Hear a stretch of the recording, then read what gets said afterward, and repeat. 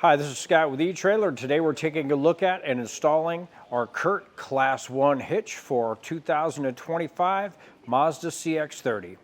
So our hitch is going to be an 1.25" option for this one. If you have a lot of accessories that are already the 1.25" style, this is the way to go for you.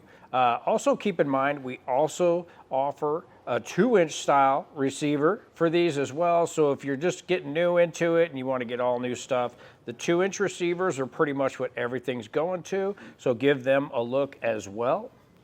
Other than that, our hitch is going to have a gloss black coating, and most of it is going to be hidden underneath the car. So you're not going to see a whole lot of it sticking out. So it's a partially hidden cross tube design.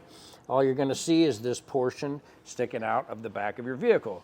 Another nice thing is when you're walking past the back of your vehicle, this is going to be tucked in just behind your bumper, so it's not going to be intrusive and sticking out. And when you walk by, or say you're getting stuff out of the back, you're not going to be hitting your leg on your hitch all the time either. Your hitch is going to have a 1/2" pinhole opening, and that's going to hold any of your accessories that you have in place. Now keep in mind, this hitch does not come with a pin, so you'll have to pick one up through here at eTrailer, or if your accessory has one with it, which some of them do come with, you're set to go with that. Other than that, you do have your welded on chain loops here, so you can use your clevis style hooks, or you can also use the standard S style hooks. Whichever one are on your safety chain, you are good to go with that. As far as measurements go, from the top of our receiver tube to the ground, we're looking at right at 13 inches. And that's going to be the number you want to look at to see how much clearance you'll need. Maybe you'll need any of your accessories to have a little bit of a bend in the shank, so it gives you a little more clearance in the back.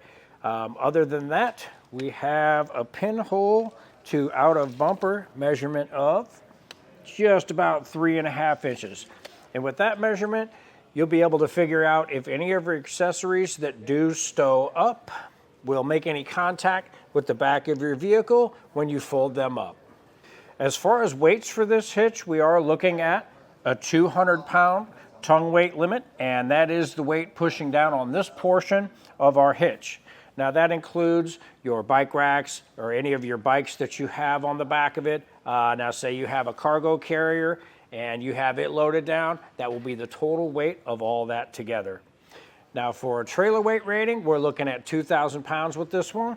So this one is going to be able to pull maybe a smaller trailer, stuff like that. And that is your gross trailer weight rating, but you also want to check in your manual and make sure your vehicle is capable of pulling that amount of weight. So when you do look at that, make sure you stay at the lowest number between your vehicle's rating and your hitch, so you don't go over and cause any damage to your vehicle. As far as installation goes for this hitch, it's pretty straightforward. You will have to enlarge a hole just so you can get your spacer blocks in, but other than that, it's not really too bad. If it's something you don't have time to do yourself, you can always take a look at our dealer locator and have something set up where you can get it done locally for you.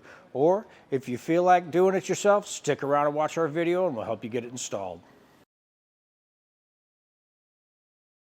To start our installation, we're going to need to lower our exhaust down.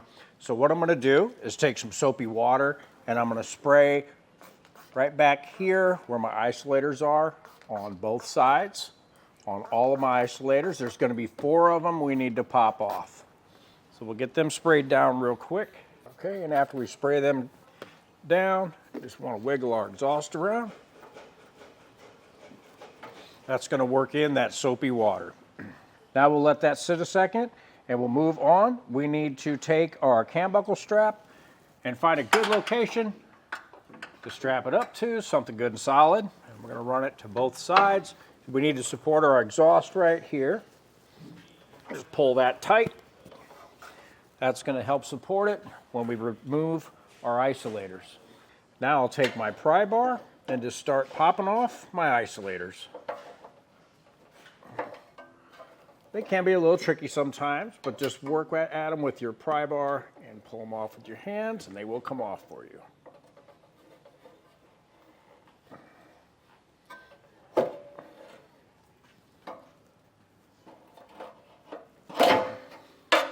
Now, once we have our isolators all removed, we'll hold up on our exhaust and just let off of our cam buckle strap a little bit. We just want to make enough room to get up in there. Okay.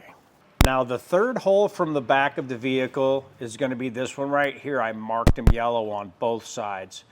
With this hole, we're going to have to enlarge this because we need to be able to get our carriage bolt and our spacer block through. So we need to enlarge this hole on both sides, and both of them are the third one back. So that's our next step, and we'll show you how we're going to do that. To enlarge our hole, what I'm going to use is a burr bit, and basically that's just going to take metal off on both sides. What you could do is you could use maybe like a die grinder or a Dremel tool just to get it big enough, and as you're going along, just kind of keep checking. And once you get it where this and your carriage bolt will go through, you'll be in good shape.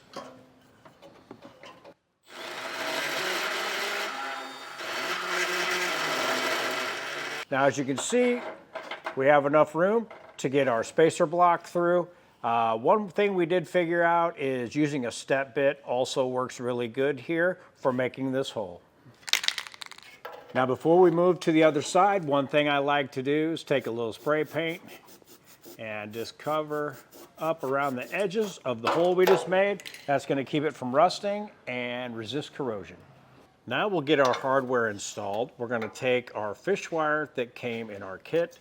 We're going to send it through the rearmost hole, and we're going to send the coiled section up to the hole we made in the front. Just want to pull.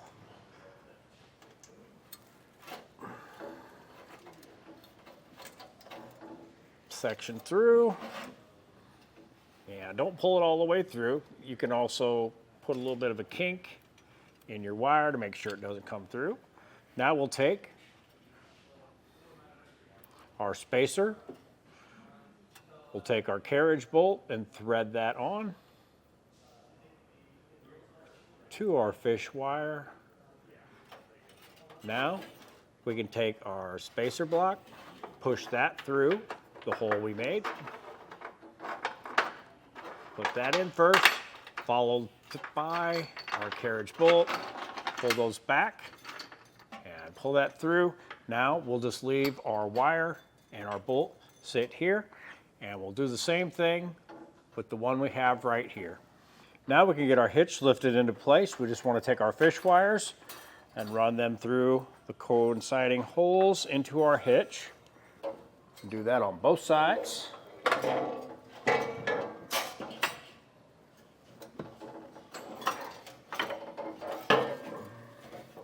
Okay, now just want to line up your hitch with your fish wire.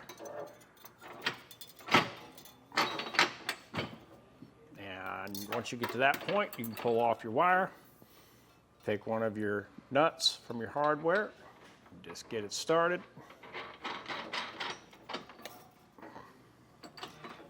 Now we can get our hardware on loosely on all of our bolts. Now you just want to make sure you give it a good look and make sure you're centered up. It is going to be slotted holes on your hitch, so you are going to have a little bit of adjustment there. Just make sure you have it where you want it. Now we'll come back through and we'll snug down all of our hardware.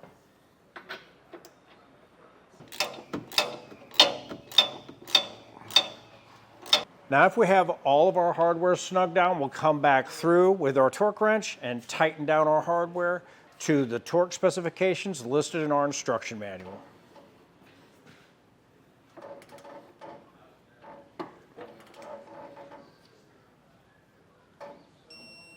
Now we have all of our hardware torqued down. Now we can move on to getting our exhaust installed back in place. All we're going to do is lift our exhaust up and pop on our isolators. And if you reuse the soap and water technique, again, while installing these, it'll make it a whole lot easier for you.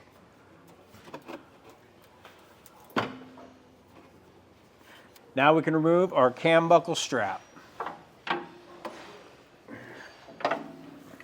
And that was a look at our CURT Class I hitch for our 2025 Mazda CX-30.